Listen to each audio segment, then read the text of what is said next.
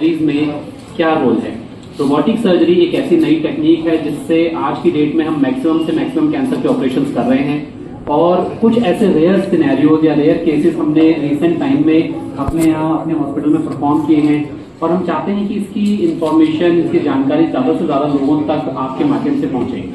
तो जो कि 56 ईयर ओल्ड पेशेंट हमारे पास आए थे जिनका आज से 6 से 7 साल पहले किडनी ट्रांसप्लांट हुआ था।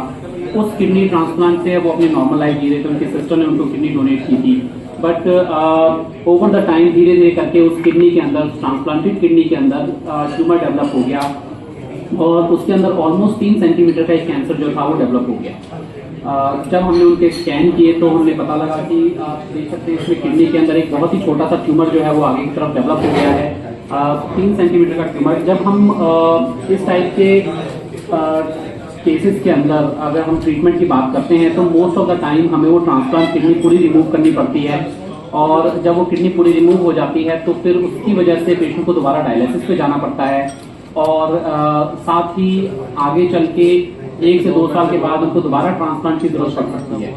हालांकि इस केस में हमने ऐसा नहीं किया। इस केस के अंदर हमने रोबोटिक सर्जरी की मदद ली और रोबोटिक सर्जरी के माध्यम से जो ट्यूमर था हमने उस ट्यूमर को किडनी से रिमूव कर दिया और जो ट्रांसप्लांट वाली जो प्रीशियस किडनी थी पेशेंट की उसको हमने प्रिजर्व किया। हमने इस सर्जरी के लिए पूरा ही पोर्ट प्लेसमेंट, हमारी जो सर्जिकल टेक्निक थी उसको मॉडिफाई किया और इस टाइप के जो ऑपरेशन है आज की डेट में all over the world बेयरली 20 times, 20 बार से ज़्यादा नहीं हुए हैं, मैक्सिमम 20 से कम बार ये ऑपरेशन आज तक ऑल ओवर द वर्ल्ड हुए हैं। तो आप देख सकते हैं कि इस फोटो के अंदर हमने जो ट्यूमर था किडनी के अंदर वो हमने रिमूव कर दिया है और जो किडनी है, जो ट्रांसप्लांट किडनी है उसको प्रिजर्व किया, उसको सेव किया है। और सबसे ज़्यादा बेनिफिट हमारे केस में ये रहा कि इस ऑपरेशन के बाद जो हमने उनकी किडनी सेव की उसके बाद पेशेंट को कोई भी डायलिसिस की रिक्वायरमेंट नहीं हुई, पेशेंट को कोई भी ब्लड चढ़ाने की जरूरत नहीं पड़ी और ऑपरेशन से उनकी रिकवरी भी काफ़ी फास्ट हुई। 3 दिन के अंदर अंदर वो कम्प्लीटली रिकवर हुए और उसके बाद वो हॉस्पिटल से डिस्चार्ज हो गए। आज ऑपरेशन से लगभग 5 महीने बाद वो अपनी नॉर्मल लाइफ, अपनी कैंसर फ्री लाइफ अपनी सेम ट्रांसप्लांट किडनी के साथ जी रहे हैं और उनको फर्दर कोई ना तो किडनी से रिलेटेड और ना ही कोई कैंसर से रिलेटेड कॉम्प्लिकेशन या कोई प्रॉब्लम आई है। इसके साथ ही एक और पेशेंट के बारे में मैं मेंशन करना चाहूँगा। एक 62 ईयर ओल्ड पेशेंट हमारे पास आए थे जिनको यूरिन में काफ़ी ज़्यादा ब्लड आ रहा था एंड जब उन्होंने अपना सीटी स्कैन करवाया तो उसमें पता लगा कि उनकी दाएं तरफ की राइट साइड किडनी में 14 सेंटीमीटर का एक बहुत बड़ा सा ट्यूमर था और सिर्फ ट्यूमर जो था वो सिर्फ किडनी के अंदर ही नहीं था बल्कि वो ट्यूमर किडनी से निकल के खून की जो बड़ी नसें हैं उनके अंदर भी चला गया था। खून की जो बड़ी नसें हैं वो पूरे पेट से, पूरे पैरों से ब्लड लेके सीधे हार्ट तक जाती हैं और जब ऐसी बड़ी नसों के अंदर ट्यूमर चला जाता है तो उसका ऑपरेशन रोबोटिक ही क्या बल्कि ओपन टेक्निक से भी ज़्यादा कॉम्प्लेक्स हो जाता है।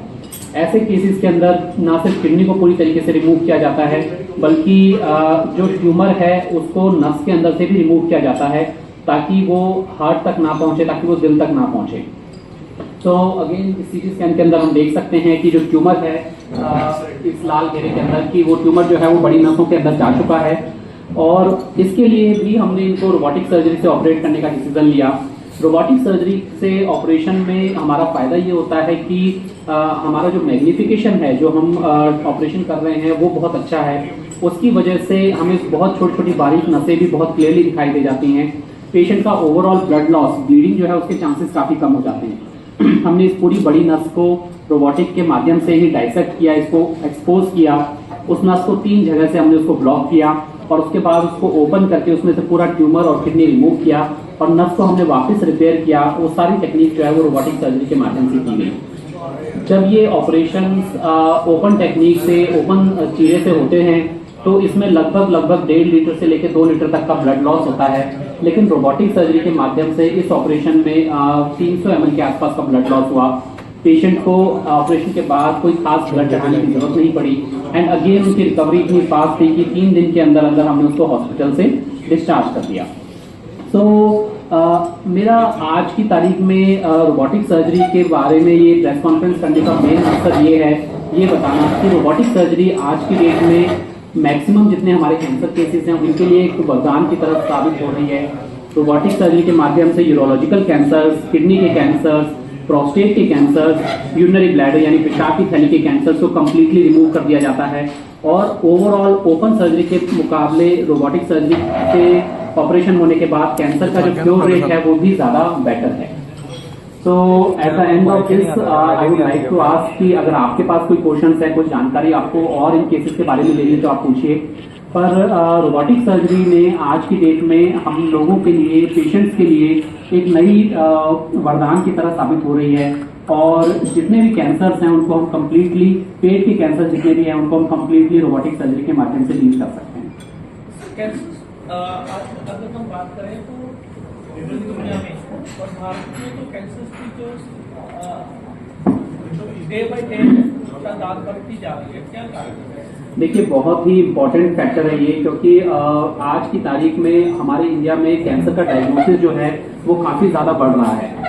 कारण काफी हैं, ना सिर्फ पॉल्यूशन की वजह से हमारा जो ओवरऑल एक्सपोजर है केमिकल्स के साथ वो बहुत ज्यादा हो रहा है। हमारे खाने पीने में पेस्टिसाइड से लेके इनऑर्गेनिक चीजें जो हैं वो बहुत ज्यादा यूज होने लगी हैं। इसके अलावा हमारा जो लाइफस्टाइल है, जो हमारा रहन सहन है, वो भी उतना साफ, उतना स्वच्छ नहीं रहा है, जिसकी वजह से कैंसर होने के चांसेस बढ़ते हैं। एक और चीज जिसको हम अक्सर नजरअंदाज कर देते हैं वो ये है कि आज की तारीख में हमारे पास मेडिकल फैसिलिटीज की अवेलेबिलिटी बढ़ रही है। मेडिकल फैसिलिटीज की अवेलेबिलिटी आज की तारीख में गांव में है। अल्ट्रासाउंड से लेके छोटे छोटे टेस्ट जो है वो हर जगह अवेलेबल हो पाते हैं और उसकी वजह से भी हमारा जो डायग्नोसिस है वो जल्दी डिटेक्ट हो रहा है। तो डेफिनेटली कैंसर का नंबर बढ़ रहा है, लेकिन आज से 10 साल पहले जो कैंसर्स काफी एडवांस स्टेज में आते थे, आज की तारीख में हम काफी पेशेंट्स ऐसे देखते हैं जो सही टाइम पे अर्ली स्टेज में डिटेक्ट हो रहे हैं। हालांकि इस रास्ते में जो ये जर्नी है वो भी काफी लंबी है। अभी हमें इस बारे में अवेयरनेस काफी और ज्यादा फैलानी है ताकि लोग अपने जो भी सिम्टम्स हैं उनको जल्दी से जल्दी टेस्ट करवाएं। अगर बीमारी है तो उसको अर्ली स्टेज में डिटेक्ट करें ताकि जो ट्रीटमेंट है वो कंप्लीट हो पाए। लोगों में, भारत के लोग पढ़े लिखे भी नहीं है, गाँव के लोग हैं, तो उनमें ये धारणा है कि अगर स्टील जो है वो टच करता है बॉडी को तो कैंसर जो है जल्दी से बढ़ता है, ठीक नहीं होता है। तो क्या कहना है? एक्चुअली ये धारणा जो है वो पूरी तरीके से सही नहीं है।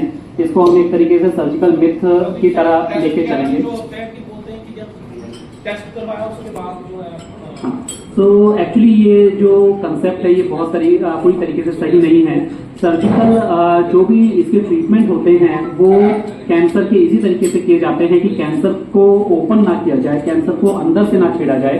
कैंसर की जो आसपास उसकी एक पूरी थैली होती है, हम उसको उसकी थैली के समेत रिमूव करते हैं। तो कुछ बहुत ही बेसिक ऑन्कोलॉजिकल प्रिंसिपल्स यानी कैंसर की ट्रीटमेंट के प्रिंसिपल्स होते हैं जिनको हम फॉलो करते हैं और वो प्रिंसिपल्स यही हमें एडवाइस करते हैं कि हम ट्यूमर को ओपन ना करें, हम उसको एज अ कैप्सूल उसकी थैली के समेत उसको रिमूव करें और ये जो है बहुत इम्पोर्टेंट है। तो टेस्ट होता है उसके बारे में बात करते हैं कि वो जब टेस्ट हो जाता है नहीं, एक्चुअली जो बायोप्सी वाला टेस्ट है उससे कैंसर के बढ़ने का कोई भी एक्स्ट्रा रिस्क नहीं होता। बायोप्सी एक्चुअली किए बिना, हाँ, ट्यूमर से लेते हैं, लेकिन वो बहुत ही छोटी छोटी बारीक नीडल से लिया जाता है और उन केसेस से बायोप्सी करने से कैंसर के बढ़ने का चांस नहीं होता। बायोप्सी करने के बाद एक्चुअली बायोप्सी किए बिना हम किसी भी कैंसर को पूरी तरीके से ट्रीट नहीं कर सकते, क्योंकि जब तक हम उसको एग्जामिन नहीं करेंगे तब तक हमें ये कंफर्मेशन नहीं मिलता कि वो कैंसर डिसीज है। तो कैंसर का जो ट्रीटमेंट है वो इनिशियल डायग्नोसिस के बाद ही होता है और मैक्सिमम केसेस के अंदर, चाहे फिर वो यूरिनरी ब्लैडर का कैंसर हो, चाहे प्रोस्टेट के कैंसर हो, उसमें बायोप्सी करने के बाद ही ये ट्रीटमेंट किया जाता है। तो अगर उसमें निडल लगेगी तो उससे ट्यूमर फैल जाएगा, इस बात के चांसेस आज की डेट में गलत प्रूफ हो चुके हैं। रोबोट के साथ जो कैंसर का ट्रीटमेंट होता है लगभग कितना खर्चा आ जाता है? देखिए सर, रोबोट का जो एक्स्ट्रा कॉस्ट है, जो भी आपका कैंसर का ट्रीटमेंट का कॉस्ट है, उसको अगर हम अलग मान लें तो रोबोट का जो एक्स्ट्रा कॉस्ट, मशीन का जो एक्स्ट्रा कॉस्ट आता है पर पेशेंट, वो लगभग 1 लाख से 1.5 लाख के आसपास आता है। तो अगर किसी ट्रीटमेंट के लिए आपका, अगर मैं आपको अंदाजे से बोलूं तो इस सर्जरी का टोटल कॉस्ट लगभग 4 से 5 लाख के आसपास आता है। हालांकि ये जो ट्रीटमेंट होते हैं ये एक बार बार होने वाला ट्रीटमेंट नहीं होता, ये एक फाइनल ट्रीटमेंट होता है जिसके अंदर एक बार इस बीमारी को निकालने के बाद दोबारा इसके होने के चांसेस बहुत मिनिमल हो जाते हैं। कौन से बार सॉरी, आम इंसान की पहुंच से बाहर है ट्रीटमेंट में? सर, आम इंसान की पहुंच से बाहर हम नहीं कहना चाहेंगे, क्योंकि आज की तारीख में आप यकीन नहीं करेंगे, हमारे जितने भी मैक्सिमम पेशेंट्स हैं वो रोबोटिक सर्जरी के माध्यम से ही अपना ट्रीटमेंट करा रहे हैं। क्योंकि जहाँ पे हम बात करते हैं कि it is not only about the cost, it is also about the quality. आपको इस ट्रीटमेंट से क्या बेनिफिट मिलता है? तो बेनिफिट जो ये है कि ये सारा ऑपरेशन बहुत ही छोटे छोटे कट से होता है, पेशेंट को ब्लीडिंग नहीं होती, पेशेंट को ब्लड चढ़ाने की जरूरत नहीं पड़ती। हमारे जितने भी पेशेंट्स हैं उनकी रिकवरी इतनी फास्ट होती है कि आपका हॉस्पिटल स्टे 2 से 3 दिन के अंदर हम डिस्चार्ज कर देते हैं। उसी चीज को अगर हम कंपेयर करते हैं ओपन सर्जरी के ऑपरेशन से, उसमें पेशेंट को हॉस्पिटल में 7 से 10 दिन तक रहना पड़ता है और उनकी कंप्लीट रिकवरी होने में 3 महीने तक का टाइम लगता है। तो अगर कोई पर्सन एक्टिव है, कोई पर्सन काम करते हैं, तो वो विद इन 2 वीक्स अपने जॉब जो है वो ज्वाइन कर पाते हैं। पेशेंट अगर नहीं भी कर पाए, उनके जो रिलेटिव्स हैं अगर 3 दिन में हॉस्पिटल से डिस्चार्ज होते हैं तो वो अपने काम धंधे पे वापस जा पाते हैं। तो ऐसा नहीं है कि ऑपरेशन पूरी कॉस्ट से बाहर है। ऑपरेशन का एक्स्ट्रा कॉस्ट ओपन सर्जरी के मुकाबले जरूर है, लेकिन वो सारे के सारे बेनिफिट जो है वो पेशेंट को दूसरी फॉर्म्स में मिलते हैं। और ना सिर्फ ये कॉस्ट ऑफ सर्जरी अगर हम कहते हैं इंक्रीज होती है, लेकिन जो हमारा हॉस्पिटल स्टे है वो कम हो जाता है। जो इंजेक्शंस लगने हैं, जो पेन किलर्स लगने हैं, दवाइयां लगनी है, उनका जो कॉस्ट है वो कम हो जाता है। तो एक्चुअल एक्स्ट्रा कॉस्ट जो है वो पेशेंट को बहुत ज्यादा नहीं पड़ता। Sir, you told that all over the world, like till now, there has been very few surgeries, robotic surgery, less than 25. So not robotic surgery. जो हमने जो एक केस के बारे में मेंशन किया, जो ट्रांसप्लांट किडनी है उसके अंदर अगर ट्यूमर हो जाए तो उसको निकालने के केसेस काफी कम हुए हैं। देखिए, ट्रांसप्लांट किडनी एक ऐसी किडनी है जो नॉर्मल लोकेशन पे नहीं है, वो उस पेशेंट की बॉडी में एक ऑपरेशन करके एक अलग लोकेशन पे ढाली गई है। तो ऐसे केसेस के अंदर अगर कभी भी ट्यूमर डेवलप होता है तो ज्यादातर एक ओपन टेक्निक के माध्यम से ये अप्रोच रहती है कि उस किडनी को भी पूरी तरीके से निकाल दिया जाए, क्योंकि ट्रांसप्लांट किडनी के आसपास ऑपरेशन करना बहुत डिफिकल्ट होता है as compare to normal kidney के आसपास ऑपरेशन करना। तो मैक्सिमम लोग ऐसे केसेस में यही ट्राई करते हैं कि किडनी को पूरी तरीके से रिमूव कर दें। किडनी को बचाना, ट्यूमर निकाल के किडनी को बचाना एक ज्यादा डिफिकल्ट ऑपरेशन है एज कम्पेयर टू किडनी को पूरी तरीके से निकाल देने के। तो इस टाइप के जो ऑपरेशन है वो बहुत ही लिमिटेड नंबर्स में हुए हैं। और again as I will say कि ट्रांसप्लांट किडनी में ये ऑपरेशन करने के लिए इवन हमें भी अपनी जो नॉर्मल टेक्निक है उसको मॉडिफाई करना पड़ा, एक नई टेक्निक डेवलप करनी पड़ी और उसके माध्यम से ही हम इस ऑपरेशन को पूरी तरीके से कर पाए।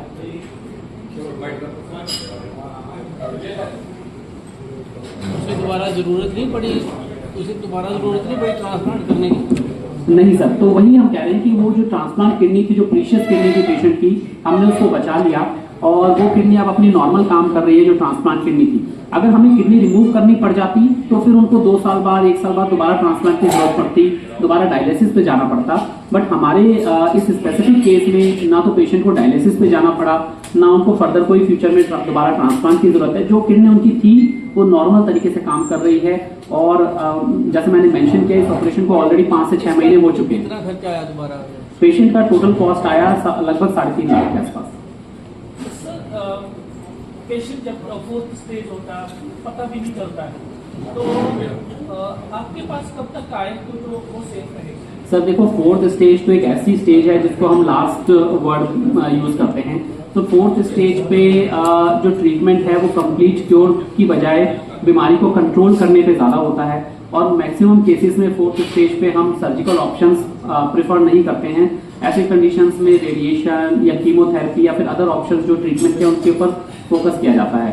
हालांकि हम पेशेंट को यही एडवाइस करते हैं कि अगर आप अर्लीस्ट 1st, 2nd या 3rd स्टेज तक भी अगर आप आते हो तो ऐसे केसेस में ऑपरेशन के माध्यम से बीमारी को पूरी तरीके से कंट्रोल एंड क्लियर किया जा सकता है। क्या होता है कि पेशेंट को लगे कि मैं जाकर मोस्ट कॉमन है किडनी कैंसर की। अगर मैं बात करूं तो किडनी कैंसर में मैक्सिमम टाइम पेशेंट किसी और वजह से, पेट में दर्द की वजह से अपना अल्ट्रासाउंड कराते हैं और पता चलता है कि किडनी में कोई सिस्ट है, कोई गांठ है, कोई एब्नॉर्मलिटी है। यूरिन में ब्लड आना बहुत ही मोस्ट कॉमन सिम्टम है। इसके अलावा हम जो हमारे 50 ईयर से प्लस के जितने भी पुरुष होते हैं उनके अंदर प्रोस्टेट कैंसर का एक रिस्क रहता है, तो इसलिए वो पीएसए का टेस्ट हम उनको करवाने के लिए कहते हैं। पीएसए का टेस्ट एक बहुत ही सिंपल सा बेसिक ब्लड टेस्ट है जो शहर नहीं बल्कि छोटे छोटे टाउन्स में, छोटे छोटे गाँव में भी आज की डेट में अवेलेबल है। तो पीएसए टेस्ट जो है अगर वो ज्यादा होता है तो प्रोस्टेट कैंसर होने का चांसेस ज्यादा हैं। तो हम उस टेस्ट के माध्यम से कैंसर को अर्ली डिटेक्ट करने की कोशिश करते हैं। यूरिन का बार बार आना, यूरिन में ब्लड आना, रात में बहुत ज्यादा यूरिन के लिए पास करने के लिए उठना पड़ना, ये सारे ही कैंसर के सिम्टम्स हो सकते हैं।